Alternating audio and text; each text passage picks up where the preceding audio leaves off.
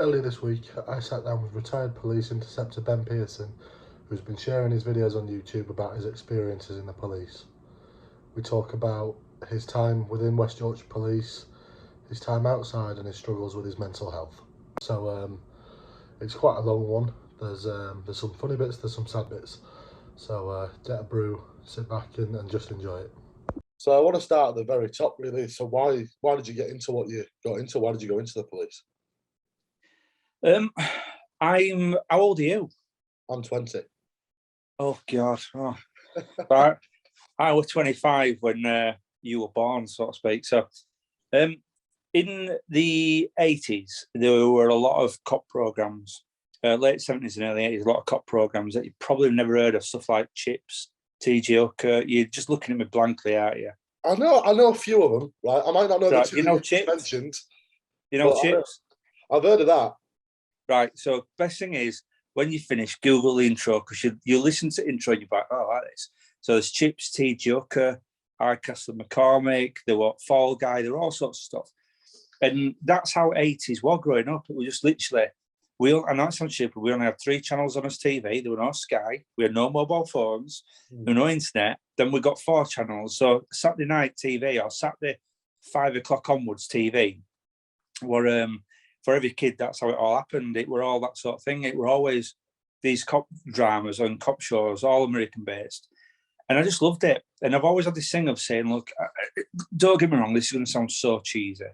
Of like, I wanted to help people, but I didn't know what I wanted to do. I didn't want a paramedic. I didn't want to be a doctor. I didn't want to be a dentist, and all like that. And I always thought I'd never, ever get to be a bobby. I'd never get the skills. I'd never get the qualifications at school or anything like that, because obviously I'm a bit thick. So yeah, it's just always been a passion of mine to be able to do something like that and crack on. I went to my friends on one night. Used to go every night to see my mate, and I came back. And as I came back on the bottom road called Green Lane through Baildon, there were a big shop just blew up in front of me. A massive, like gas explosion. All the front of the shop fell down. There were flames coming out windows, and there was someone trapped. Well, it wasn't so much trapped, but he were unconscious, lied there, burning through the doorway. So me and another bloke went in and pulled him out. And then when we did so, he was covered in burns. He was really bad, the burn with his bloke. Car skidded up, and he was like thrown into this car, half jumped in, but half thrown into this car and made off. Turned out it was a shot, and he'd set it all up as an insurance scam and a gas explosion. So he was trying to light this bloody timer or whatever it is, and it had blown up in his face, took half his face off, burnt half his head off. And it was just from that point then I just thought, I like this. I like the fact there's bad guys out there. I like the fact there's a different world to one that we live in, because you can either be one or the other. You can either be cotton wool and don't see anything bad, and it's like, oh, right, you mean there were a burglar like on the street like 4 weeks ago? Or you can be switched on, know what's going on, and know there's a burglar actually outside your house probably most nights, but he'll just walk past and he'll be looking at someone else's. So you've got to like try and think of, and I wanted to be that one that had your finger on pulse. I wanted to be one that was knowing what was going on and had that. I didn't want to live in I'm not saying a cotton wool world, but I didn't want to live in a rose tinted spectacle world. I wanted to know what were out there, know the crime, know. So I suppose that's what led me to it all. And I applied, got in, and that was it. It all went wrong from there. It's a shame that. I think you'd have made a great dentist. No. Well, just on that, do you think it's that you've sort of carried that into retiring, just having your finger on the pulse all the time? Do you still operate that sort of copper's brain? No, yeah, I do and I don't. See, I do, and I refuse to allow myself to do it. So I'll give you an example. I can walk into Asda and point out the majority of paedophiles that we've arrested, or kiddie offenders that we've arrested, car thieves that we've arrested. I see these people all the time. Do you know what I mean? Because of the job, these are people that I've been locking up since last 10, 15 years of my life. And if I were in Asda with you, I can tell you, I won't be able to say, oh, that's so-and-so there, he's raped a child, or that's so-and-so, he's out on license for murder, or that's so-and-so there. So, but instantly my brain's telling me, just leave it alone, back off. See someone shoplifting, I'm not bothered. It's not my job anymore. Now, don't get me wrong, if I saw an old woman being mugged, if I saw a child being pulled into a car. I saw someone trying to do a bit of a robbery. Yeah, I didn't intervene. But all the little things that mess with my head, I just switch off. I've seen people on mobile phones, I switch off. I don't want to know, because that's what's made me poorly in the first place. Not dealing with the trauma that's coming through, not dealing with the negativity, but where it come into someone else's life, such as any decent human being, see that and go, no, that's wrong. You don't, you know what I mean? You're not robbing an old lady, you're not nicking an handbag. Any decent human being would get involved in that. And that's what I'd like to think I still do. See a car crash. I mean, I'll give you an example. We've got an old crossing lady up road outside our kids' school. I think she's 90. She's been doing it for like last 50 years, being crossing guard. Well, one windy day, I was walking back home from school after dropping kids off. I could see wind blow, and it blew her. She went backwards, smashed straight in that floor. And instantly my head was just like, walk on by, keep going, keep going, keep going. And then your body just turns. Yeah. And I knew I shouldn't have got involved, because I'm not 100% right. But I just got involved. I just got down, stabilised the neck, controlled the head, made sure she wasn't bleeding heavily, told them to ring an ambulance, just stayed with her, talking to her, making sure her vitals were all right. But that's what I mean. That's the thing that a natural human does to another human. That's why I can't understand when you see something bad and people just walk on by. That's not bred into good people. Good people try, good people work hard, and good people help other people. I've never met you before. But if I saw you fall, I'd pick you up, I'd tend to your wounds. If I saw you getting beat up, I'd step in and help, because I think that's what good people do. But for all the petty stuff, don't want to know. I just do not want to know. I think life's hard enough living a normal life than it is to go out with your police radar on, not knowing like I've got no phone calls anymore to make, so I can't ring control room. I can't ask for backup. I can't pull out my wallet and get my ID card and go, police officer, stay where you are. I can't technically throw someone to the floor. Not that I would do. Smack them and know that I wasn't going to get arrested because they were resisting arrest. Yeah. So I was in control. Where now I'm a civilian. I'm the same thing as everyone else. I can't. You don't have a magic phone you can ring up and say, "Code 0, officer being attacked," and within 2 minutes, helicopters over the top and all dogs are out, and that doesn't happen. So I'm just like, I just don't want to know anymore. I'll give 19 years, and I think I've given my fair share to society.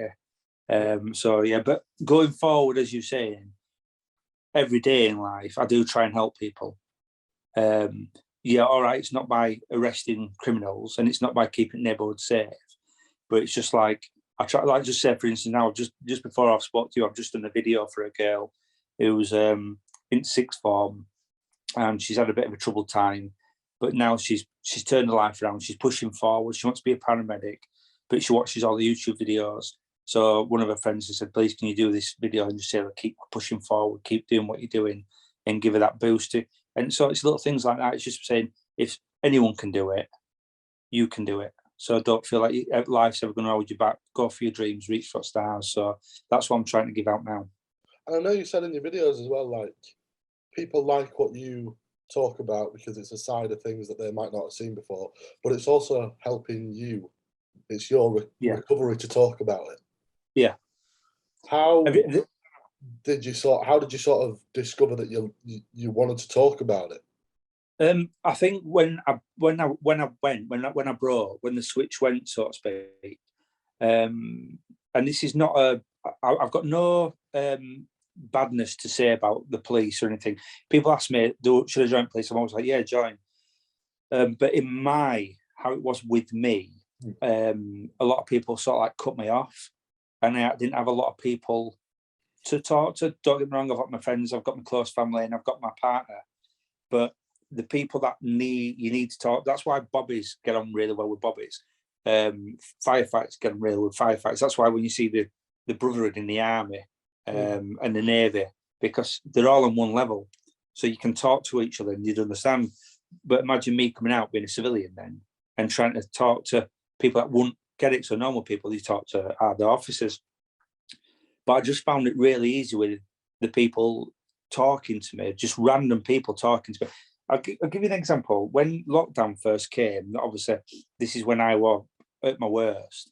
I had a conversation with a lady in the queue outside Aldi, because you had to queue up to get into Aldi and be 6 meters apart. I had a conversation with her, more than I had a conversation with some lads that I worked with for 20 years. Mm. You know what I mean? Over the last, say, seven or 8 months. And I'm like, why am I talking to a stranger? And the stranger completely gets me. They were nothing read mental health. It was just read life in general. It's just like, this is different, isn't it? And but I thought, like, why? How was it taking me to talk to a complete not random stranger in queue outside Aldi? Than your oppos that you're meant to be there with and working with? And I just found it really easy then just bring out the inside of you, the bits that a lot of people are shy, and I can't understand the feeling of why people are shy, because there's a lot to gain from talking to people. There's a lot to gain from being yourself. And people say, yeah, I'm shy, I'm an introvert. You can still be an introvert, but I've never met you before. But I could say, right, let's go to a pub. I want to know who you are and what you've done and what you've seen. Nothing negative, but let's just go to a pub and just chat. And I think there's a lot to say about people that are like that. And I think the more I talk, the more people talk back to me. Yeah. And then you've got to know better people. You've got to know. And like I've said this before, when you're in police, you think the world's 95% hate and negativity and 5% good. It's only when you come out, you realise it's actually 95% good and 5% bad. We don't realise that we live in such a nice area. And I used to say, this area we live in is a right shithole, sorry for my language. But it's actually not. It's really, really nice. So then you can grow as a person. So the last 19 years, I've not grown. I've been segregated in my little police bubble, surrounded by police people and not willing to accept and know other people. So, yeah, I think that's why it all started coming out. And I think the more I do speak, and don't get me wrong, I've got stories that'll come out of my ass. I've got bits that I'll never stop being able to talk. But the more I do talk, it gets me one step better every day. And that's why I always say to people, the biggest weapon anyone can ever have is the mouth. It can hurt people, yeah, but also can build people up. It can heal people, and people should be using it more. Definitely, no, and I think it helps other people that may be going through the same thing as well. This here video of somebody in a similar job that they did, similar experience that they did, you know, it really helps people to be like, well, maybe if I start speaking more, maybe I'll start to help myself as well. Yeah, because I don't think it's always, you don't have to be in the emergency services, you don't have to be doing dead kids or people on fire. There's all sorts of people, anyone that can be just sat in an office can be going through hell, but people don't know it. And they might just think, yeah, all he does is do accountancy, or he works in a state agency, or she works in a shoe shop, so to speak. Yeah, but they might be going through hell. They might contemplate suicide every single day. So I always say that just because your issues aren't as big as someone else's issues, don't mean they're not as big to you as what they are to that person. Yeah. So it always is about just being able to talk. And the amount of lectures we do with like cadets, police cadets, or specials, or people within high-ranking businesses, that by the end of the hour and a half that we do talk and lecture, by the end of it, they're all like, right, I've put my hand up, I've got issues. So I can say to you now, I'm Ben Pearson, I've got mental health issues. By the end of it, they're going, yeah, there's something wrong with me. I need to speak to my line manager, or I need to speak to my doctor. But I'm saying, like, well, I've only just met you an hour and a half ago. Why haven't you brought this up with your wife, who you've known for 24 years? Why haven't you brought it up with your son, who you've known all his life? Why is it a complete not a stranger? And it's the fact of, well, if one person goes forward, I'll be that person that leans out and shakes your hand, then you'll put your hand out and shake my hand. So if I lean out and say, look, this is me, this is my issues, you can put your hand out and say, and I'm never going to judge you, I'm never going to hold it against you, I'm never going to stereotype you, I'm never going to look at you with a frown and say, oh God, this is hard work. You're a neutral person, neutral line, neutral conversation with neutral feelings. And that's what brings a lot of people out of the shell. It's easy to bring out your shell when you're like, the fear of being judged is immense. And I don't know if you could say it to your parents, or you could say it to your best friends or whatever. And that's why a lot of people say about, and it's not the same, so I'm not putting it in the same bracket, why people that with their own sexuality, they say, oh, I've been in closet for so long, and when I came out, it was such a relief, I thought we were going to get judged. Well, no one's going to judge you. All they're going to do is put their arms around you, but it's like taking that leap, taking that bit of faith and believing in people's love and compassion. And if they don't understand, that's their problem. It's not yours. And sometimes you can't do it with ignorance, can you? Some people are just going to be ignorant all their lives, and that's their own downfall. So I think you can look at them sort of not in a way where you'd be like, some people want to be ignorant, otherwise that's their choice. Fuck them. but Yeah. you sort of start to wonder why they've sort of gone that way. Yeah. Because Well, there's no I such don't thing think as anyone's really born like that. no, there's no such thing as a bad student. It's just bad teachers. It's everyone. No child is born with prejudice or hatred or racial profiling or bigotry or whatever. They're all taught by someone from the peers or whatever. But you've got to still get to a natural age and figure things out for yourself.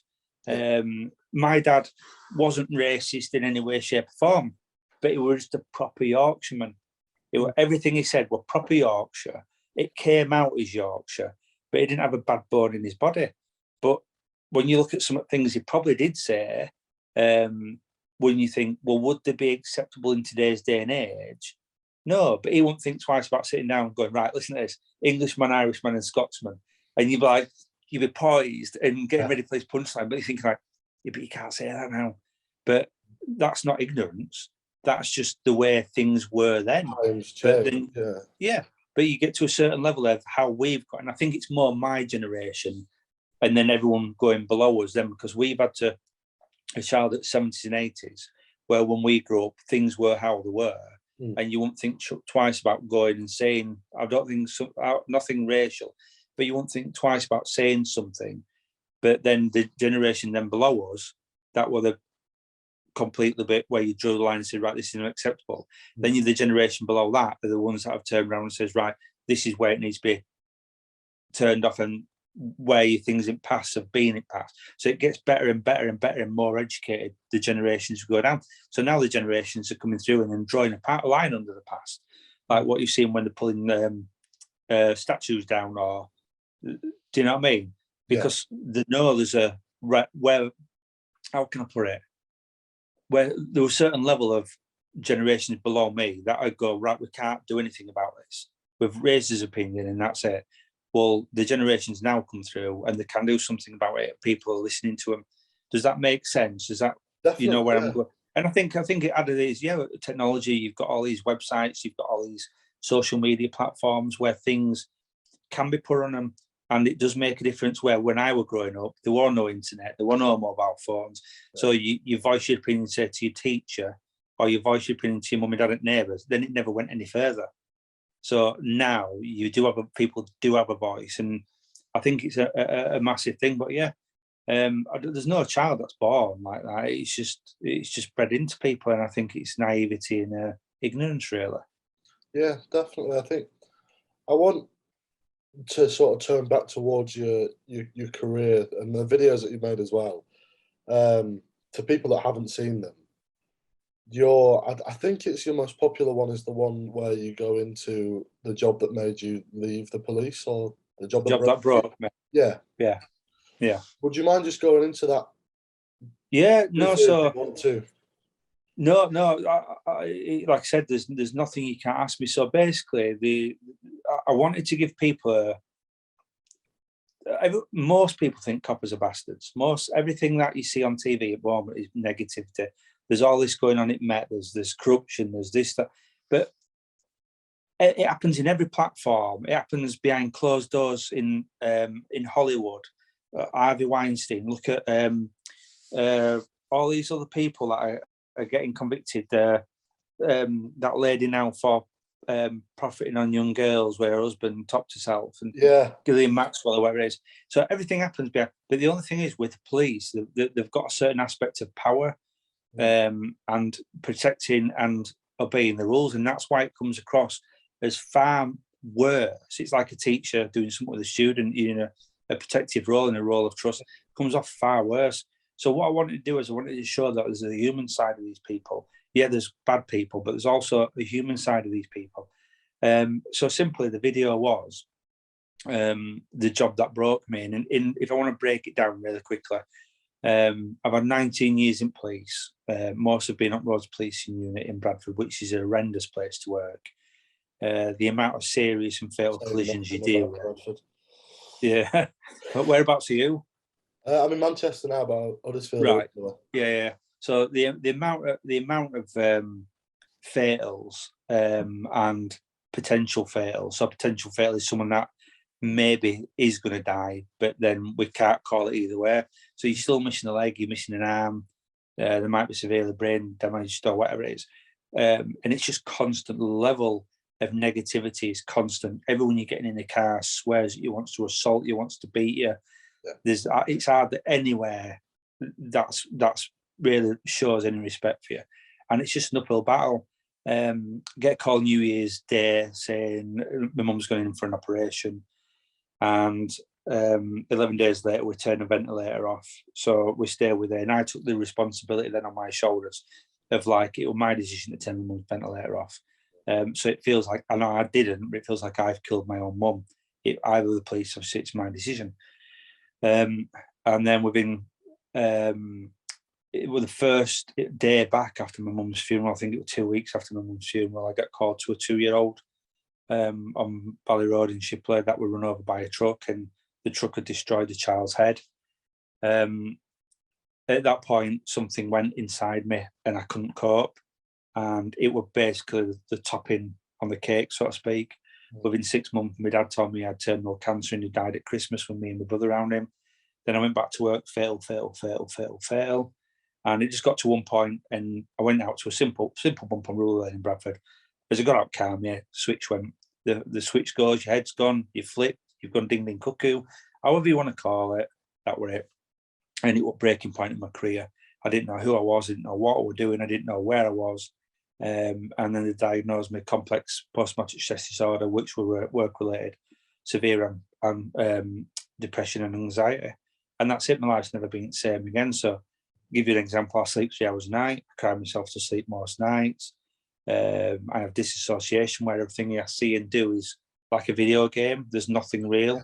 I've got no. I'm hypersensitive. When you touch me, it feels like it's burning. I have pains from across my neck to my chest nearly every day, which gives me the feeling of a heart attack. Police car went past me with blue lights and sirens on, and I ended up peeing myself in front of my kids on school trip, taking my kids to school. Life's ruined. I'm just not the person I was anymore. And I'm, can I put this on a weird aspect? I'm probably a bit proud I'm not the person I were anymore. Because some people say, oh, he's a hard-nosed alpha male Bobby who's lost it. Well, now I actually think I'm a really nice lad that was pretending to be an hard-nosed alpha male Bobby for 19 years. And I basically got tired of pretending I was this tough guy, and I just couldn't cope being a tough guy. It's not really for me. I've done it, I've picked my battles, and it's broke me. But I want people to know that out there, that these are human beings that do this role. I've got a family, I've got children. We all have this, but I've got to go to work and put a uniform on, go out, get my head kicked in, go back and see my kids. Yeah. So I'm picking this 2-year-old dead child up off the floor, and I've got to then finish work after no help and go home and cuddle my 2-year-old daughter who's the same age. And I can't differentiate my life to the police life. Yeah. And there's a big thing there, but this isn't just me. This is fire, this is ambulance, this is doctors, these are Army, Navy, Air Force, everyone that's in that sort of like bracket that see and do this and have this trauma all the time, have to go through this life. And then what hurts, and this really does hurt, is the unforgiving nature of the public that don't appreciate what you're doing for them. Yeah. And they'll lead you down back alleys and bonfire nights and throw bricks at you and fireworks and petrol bombs just to get the police and fire down there. And it's like, but we're giving his lives to you. I would, when I were in uniform, Callum, when I were in uniform, at that time, even got a 2-year-old daughter, if you're getting attacked and there's a knife man coming off you, it's me that stands between you and the knife man. Yeah. And I've never met you before. Why should I give myself and my life up and my daughter have no dad for someone that's not going to appreciate that? And it's just a constant battle of it going and dragging, pushing you down and down and down. And there's only so much one person can take, because you don't get rid of the luggage on you. You don't get rid of the luggage you're carrying around with you, the emotional backpack, I call it. And it's about getting rid of that and clearing that out all the time. And that's what my focus is now, explain to people how to get rid of it and what to do and how to deal with things. But yeah, that's the most successful video. Yeah, I mean, you talk about all these things that have affected you from, leaving your sort of these things happen. Am I right in thinking that these things happen almost daily? Yeah.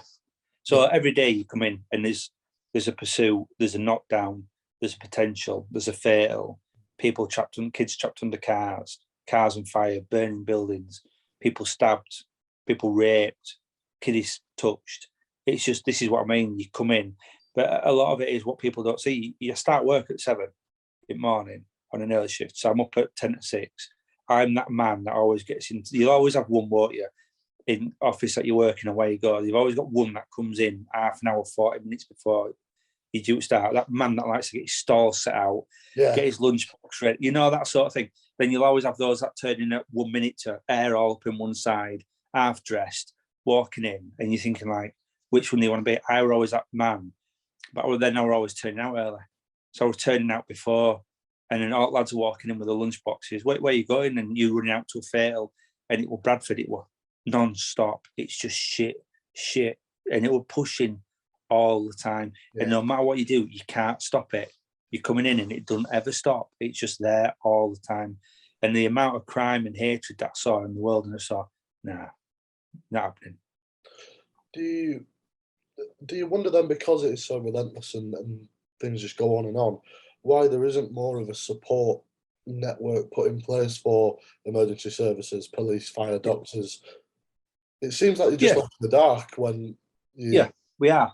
That's what happened. That is what happens with them. No matter who you are, that's what happens with emergency services. The reason being is you pick your phone up and you dial 999, and down the end of that phone, you don't know what's going on, but it's going to save your life. You've got fire, ambulance, police, coast guard.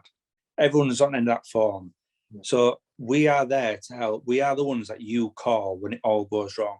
We are the ones that say, stay in your house.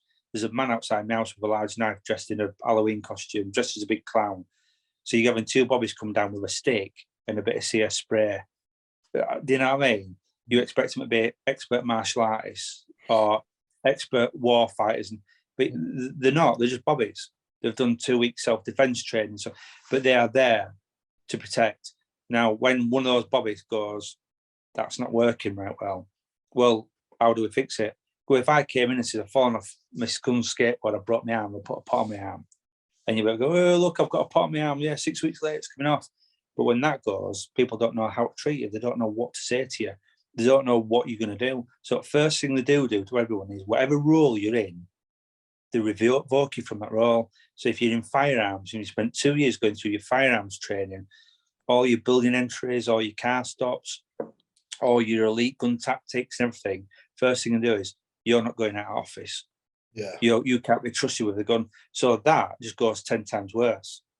And it's same with ambulance, same with fire, it's same with everybody. So we're starting a podcast soon, and we've got an ex-Special Forces, SAS, Special Forces support group coming in, and he what's saying, he's dropping behind enemy lines, killing Taliban, doing whatever, and he's so highly thought of, the most elite of the elite. But then as soon as he says my head's not right, they just try and kibosh you because they don't want you going rogue with a gun in Leeds town centre. Not that you ever would do, but it could be a difference between I've just found out my wife's cheating on me.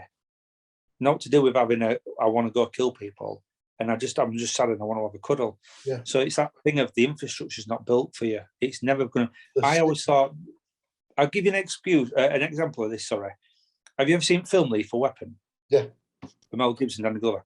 Well, this one made it. I think it was 1984, and at one point, there's a police psychologist trying to talk to Riggs because they think he's a bit doolally tapping police station. Yeah. This was 1984, and in 2019, 2020, they still don't have out like that. You'd think they'd have a big gym where you could train and do combat training, martial arts, handcuff tactics, all on your own. You think they'd have a 1 day a week of physical fitness where you could just go to gym and let them train. You think they'd have a room where they'd have someone to psychoanalyze you. There's literally nothing. You can't go into the canteen, there's no knives and forks. Even in a police canteen, there's no knives and forks. There's like one cup. This is what I'm saying. It's just completely not there. You're there to do a job and that's it. Yeah. They want you to go out, and they always say, government cut you. This is not a government thing as well. Government cut you when they got in austerity and all this stuff. So they cut out bobbies, they cut out funding, they cut out cars, and it's never been the same since.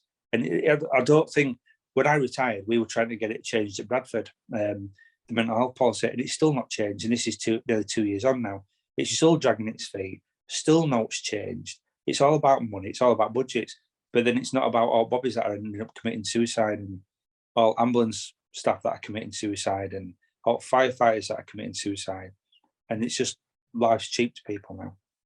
I know there's a brilliant charity in Huddersfield. I'm not sure. I think they're all over the country now. It's Andy's Man Club. Yeah. Yeah.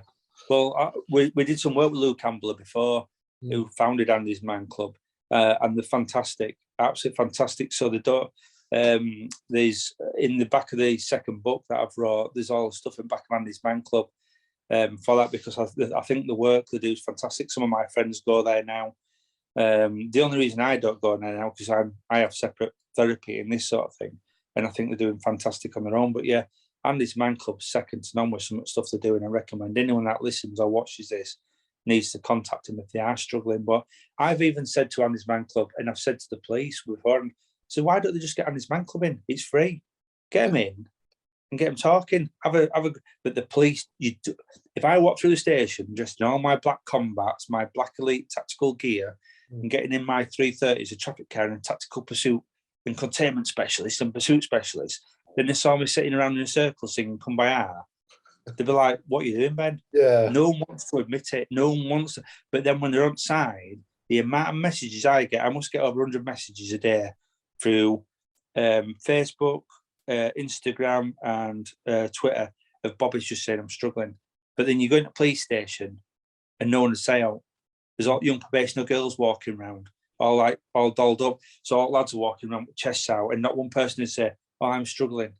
It's like that thing. But if I were back in the police now, first thing I'd be doing is like, right, we're all having every morning, Monday morning, we're having a bit of a team, sit down, have a brew, come in half an hour earlier, and let's just fire crap out and who's struggling, who's not struggling. And the amount of release it gives you, the amount of, like I've always said this, and I say it as a joke in my videos, blokes don't like to be told three things. You can't drive, you crap in bed, and you can't drink. Now I always say, I'm crap at two of them, I'm really shit at two of them, and I still realise I can't drink now. Do you know what I mean? Because people don't want to be told, but it is okay to be different. It is okay to talk. And I can tell you, there won't be one Bobby that's walking around the police station that will have some issues, that don't want to talk, that haven't seen a job that's upset them. Because if they are, they're lying. They are lying. Yeah. I'm interested to know, did you ever watch Happy Valley? Yes. Did you think that was a sort of decent portrayal of life in the police, and also sort of skirted around the idea of outside influences dealing with mental health, taking it to work? Yeah, I think it was. On a scale, I put it as at 84, 85% there. Now, there's a thing that's we're on last night with Martin Freeman, I think. I've not watched it now, yet. I haven't watched that because the reason being is I don't watch a lot of things anymore on TV like that. Our lasses watches Casualty and Old Bay, and I refuse to watch it. No. I don't want to. Now, I've heard it's really, really good, and I've heard his portrayal of someone with mental health issues is fantastic. I just don't want to watch it because it can be trigger points, and it can bring back issues that I don't want to bring back. Because I think how I'm dealing with things now and the progression I'm making now in life is better. Now I've cut certain things out. Yeah. And one of those things I've cut out is I don't watch crap like that. People say, do you still watch Interceptors? I'm like, no, I don't watch it. I don't watch new series. I don't watch this stuff. So I watch stuff that makes me smile. And that's really about it. But yeah, I think I think what a lot of people need to do as well, they need to learn from police officers at grassroots, like, see what it's like. But I think again, a lot of people are wanting to see the portrayal of mental health in the police, but it's starting to come to the forefront now. Like, people are making these programs, people are making, and it is there, and people need to be aware of it. But bosses get to a certain level, like inspector, chief inspector, and they just turn their head. They don't want to know. It becomes a business venture rather than as a police issue. Well, that's them, because they're not dealing with the day-to-day anymore, are they? They're in an office writing letters. And we all know we get to that certain point where it's all about budgets and money, and they can't justify £30,000 or £40,000 a year on a psycho per analyst whatever you want to call it, mental psychologist person to come in. I don't know what level you want to put them on, but wherever they can come in and talk, but they'll spend £450,000 on a crappy drugs initiative that's not going to go anywhere or benefit anybody. And I just think it's all done wrong. If you look after Morrison's and people like McDonald's, look after the staff. They give them Employee of the Month, they give them stars, they give them benefits, and no one gets out like that. They just get pushed and pushed and pushed. And one week, I remember working about 89, 90 hours in a week, where you meant to work 40 hours. And I got to this level of working, and then they come in and says, just one more. And I went, one more? What? I went, just think about it. One more arrest, one more intelligence report, one more stop search. What? And you're thinking, like, are you not getting enough out of me? Yeah. Are you not getting enough out of me? Yeah, but you've only had 4 arrests this month. And you're like, yeah, I know, because I've been dealing with 3 fatals. Other day, I came on at 6:30 in the morning, didn't get off till 10 o'clock at night. I didn't meal. I was back in at 6 in the morning next day. Yeah. And like, yeah, but you've only had 4 arrests. Yeah, because I've been dealing just one more. And then when you go for your KPI meeting, key performance indicators, whatever, your arrests are a bit down this week, this month. And you're like, yeah, no, I've had 4 fails. Yeah, but my teammate, and he's got 21 arrests. If you haven't got 4 fails, yeah, but we don't register fails. You're on road traffic and we're not registering collisions. It's one of the things we never impacted on us, so we'd have arrests, stop searches. But my job as a road traffic cop is to deal with collisions and non-injury, injury and fatal collisions, but you're not registered. Yeah, we don't register on that. It's like being in drugs team and not registering anyone on a drugs arrest. Or being in kiddie touching unit and not registering anyone for a kiddie touching job. It's like, it's bizarre. It's bizarre. And this is what it's like pushing you. And you could see Bobby's breaking. Yeah. You could see him sat in offices crying because, like, it was frowned upon to come out and say, I'm not well. It's frowned upon to say, I'm struggling. First thing I said is that when I'm struggling is they revoked all my driving permits off me and sat me in an office. And then I started struggling even more because I couldn't cope. And then they basically said, you'll go to what's called FCMU, where it's one of those jobs, it's like, you see it on films where they're probably right down in basement and they don't have any sunlight and they're just on computers with all rested broken bobbies. Do you know what I mean? So you're like, in a room crying.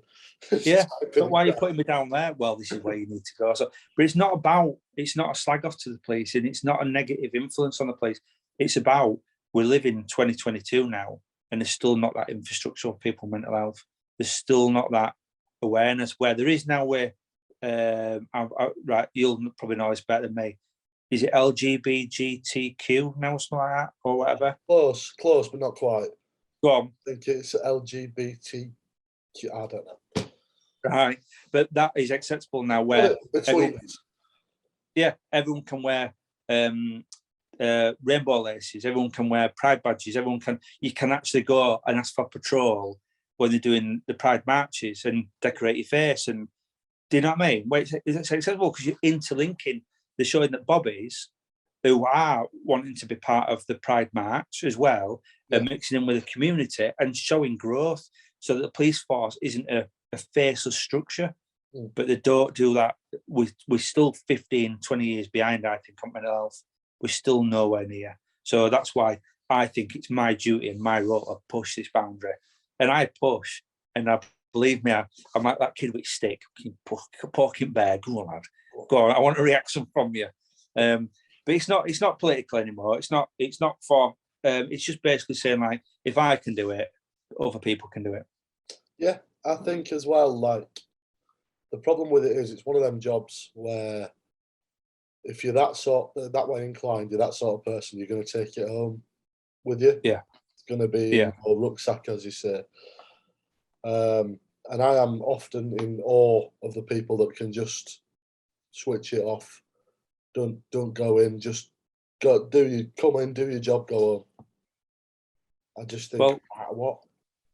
You mean as in, like, they're having a job where they don't care about that? You mean, like, I'm not being funny, but stacking shelves in a supermarket, or like, where they can, because there's no. Sorry, Callum, go on. Well, I mean, like, people that, like, you can go do a job and it's not consequential to you what happens when you leave Yeah. the door.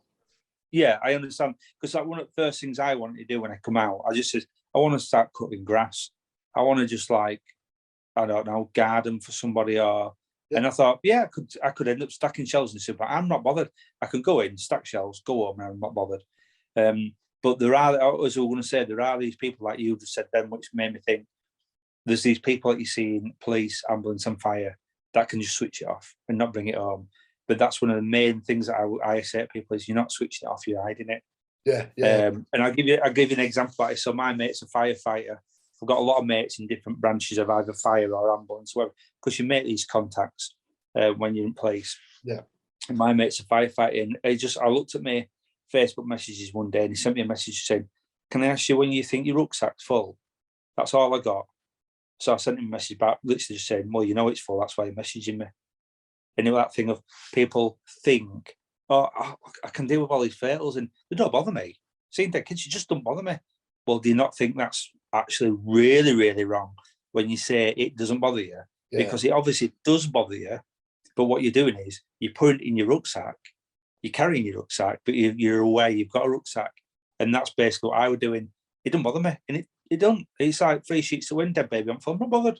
And you're thinking that's when you walk into Asda one day and you end up taking your pants off and putting shower gel on your hair and walking around in frozen food section trying to eat like, you know what I mean, cold chicken because your head's gone. I shouldn't be doing that. Oh, shit. No, that's not right. Oh, but that's what I mean. Sat there eating digestives with biscuits all way and a pack of mac and wellies in a snorkel. It's like, that's that thing where no matter what you do, it's gonna get to you. And all they're doing is just prolonging inevitable. And that's all I used to do. I used to sit at home and thinking, why does this not bother me? Why does this not bother me? And then obviously if you look at me now, you think, well, it does bother me, it did bother me, but I never dealt with it. And that's why so many people, and there's so many bobbies that we've lost and so many people that I know. And when you do get that message saying, do you know so-and-so's died? And it were always that person that you thought, why, That's that person that it wouldn't have ever happened to, because that's that person that's hid it all away. That's that person who's not turned around to friends and went, I'm dying here. There's something wrong with me. And it is that point in your life when you're thinking, and people often say it's about Interceptors when I run it. Oh, you're a really funny one. I was always that person. I'm thinking every time I saw it, I think I'm dying here. I'm dying inside. It's physically killing me, and I'm getting closer and closer. I want it now. And I used to get up and get in the shower and used to think of 100 ways to top myself without it hurting or without distressing my family. Or how can I do it? Where picking my trees out in woods, picking this out, going into B&Q and looking at different bits of rope or something that I'd hold my body up and stuff. But then I think of 1,000 reasons not to do it. Yeah. So it were always that scale of do it, not do it. But it's when it gets like that, that's when you start to worry, because you're thinking, well, I don't have this and I don't have that, and it's always that easy to do. I mean, you'll talk to a lot of people and they'll sort of nod along and say, yeah, understand. I've come myself from sort of a place where when I was in college, I think it were 2-3 days before my 18th, I lost my dad.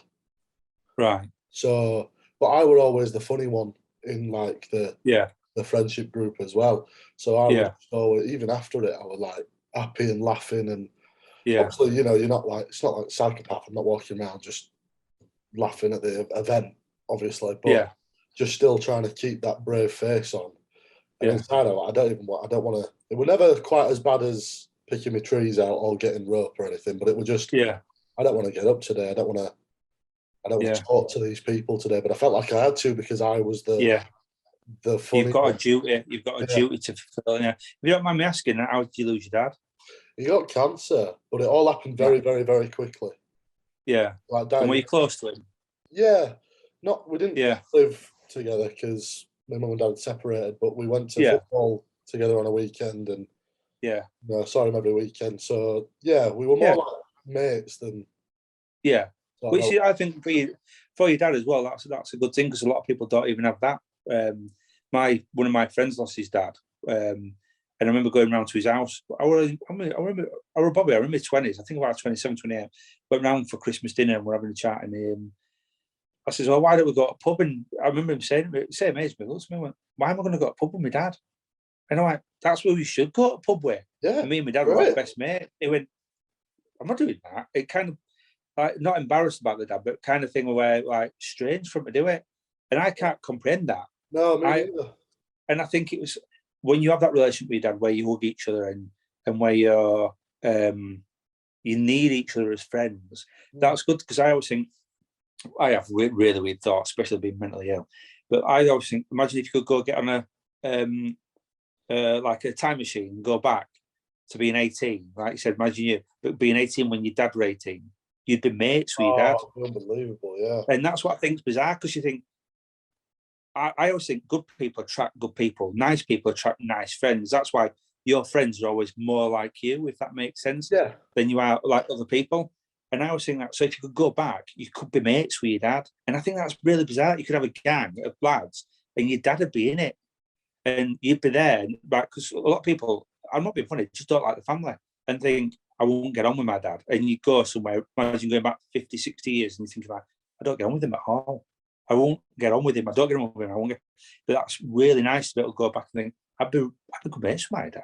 We'd hang out together, we'd go to pub together, all at the same age and stuff like that. So, first of all, mate, sorry about you losing your dad. And like, it's one of these things, in it, where everyone can say to you, I'm sorry, I know how you're feeling, I know what you're going through, but unless you've done it and sat there and gone through it and found these dark places and found these bits where you don't want to get out of bed, it's hard to explain it. But the reason is you have got out of bed. The reason is you have pushed forward. You have made a difference in your own life in that time since. And you know what I mean? You are dealing with things. There will be days where they're going to be sad and hard. There will be times when you're thinking, I miss that person. But again, that person wouldn't want you to be held back in life. No. That person would want you to succeed and push forward. And that's why I think leaves a good legacy. My dad, probably like your dad, would always be like, do the best you can do. You know what I mean? And I always say, when it gets to your time and you're stood there in big white fluffy clouds at Golden Gates, banging on them, trying to get in, St. Paul or St. Peter comes and goes, Aye. So then, lad, are you coming in then, or do you think you've lived a good life? And you're like, no, I haven't really. I've bummed it out, really, haven't I? I've let it beat me. Well, go back down and try again. You've got to like have that bit of, I think I've done good here. I think I've made a difference. I've done good. I've tried. I think that's what it's about. And you're pushing that. So when you have kids, you're going to be that dad. Yeah. And then your kids are going to have that legacy of you. So it's like, it's all falling down for a positive impact on your kids' lives, which I'm trying to install into my kids now. Well, definitely, I think. And I do sort of fingers crossed that when I get up there and St. Peter, I hope he does have a Bradford accent. Hey up, our kid. Are you coming lad, in? How's it going? Fine. It was. Yeah. No, mate, it's one of those things, isn't it? But yeah, I'm sure whatever he's doing now, he's proud of you. I hope so. And I think as well, like it were sort of as it happened, it were just sort of just retreating to myself. I don't want to do out.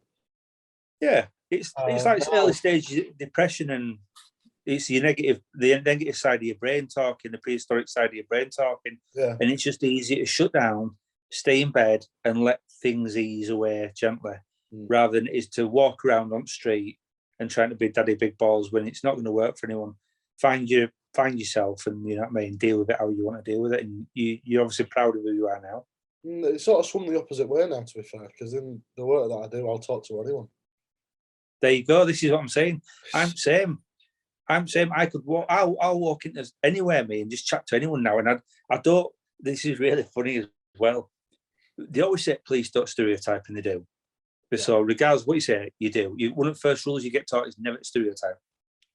A man could pull up in a Bentley and get out in a tracksuit, and you're looking at him and go, he's got no money, he's just stole it.